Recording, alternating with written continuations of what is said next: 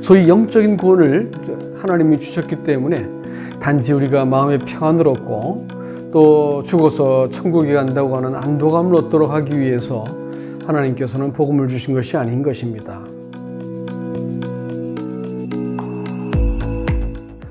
여러분 안녕하십니까?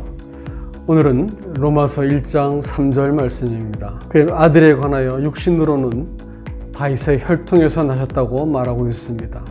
하나님의 아들이 육신을 입고 이 땅에 오셨다라고 말하는 것은 우리가 받은 구원이 저 피 안의 세계를 위한 것이 아니고 바로 우리가 땅을 뜯고 살고 있는 만나는 현실 가운데서 실현되어야 된다고 하는 것을 말하고 있는 것입니다. 소위 영적인 구원을 하나님이 주셨기 때문에 단지 우리가 마음의 평안을 얻고 또 죽어서 천국에 간다고 하는 안도감을 얻도록 하기 위해서 하나님께서는 복음을 주신 것이 아닌 것입니다. 그렇다면 굳이 하나님께서 육신을 입고 이 땅에 내려오지 않으셔도 되는 것입니다. 복음이 현실을 도외시하고 영적인 구원만을 강조할 것 같으면 스스로 모순에 빠지게 됩니다. 그래서 영적인 구원을 받았다고 말하는 사람들은 이 원래 육신은 약하기 때문에 또 악하기 때문에 죄 짓는 것은 어쩔 수 없다고 변명하면서 이 죄를 합리화시키려고 드는 것입니다.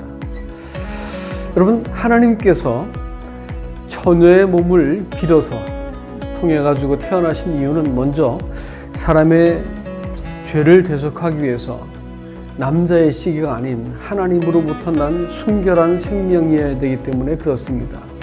그리고 율법 아래서 태어나시고 이 땅을 사신 것은 그가 제물로서의 조금도 흠이 없는 자격을 갖추기 위해서입니다. 그래야만 사람을 위한 제물의 자격, 대속을 할 수 있는 자격을 가질 수 있기 때문에 그렇습니다. 이것이 육신을 입으신 이유입니다.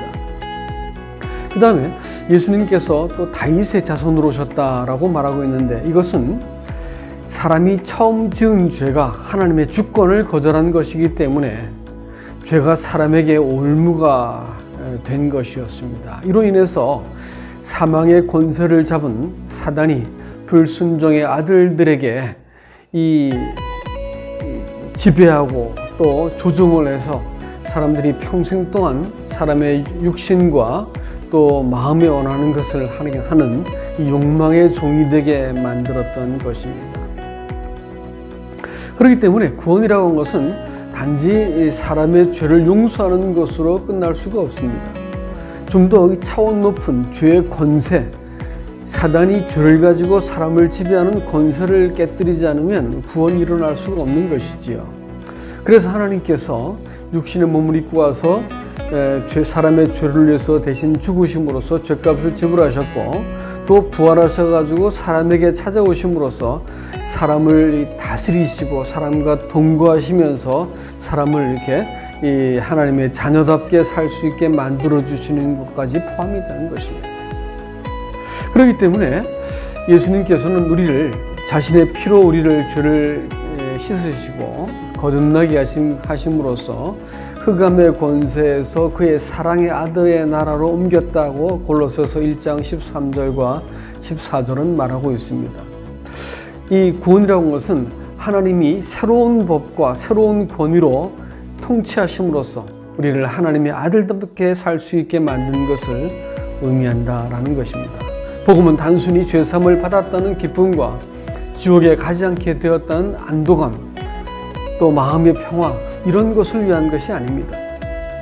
복음은 사람을 전인격적으로 변화시켜서 하나님의 아들답게 살 수 있게 만들고 하나님과 사귐을 가질 수 있도록 만드는 것입니다. 이를 위해서 죄와 사망의 지배를 받고 있던 사람을 주님께서 그의 나라의 백성으로 삼아서 다스리시고 또 그를 통치하시기 위해서 다윗의 왕권을 가지고 사람에게 오신 것입니다. 그러므로 참된 복음은 아들께 순종한 백성들 중에 하나님의 나라가 시작된 것이라고 볼 수 있는 것입니다.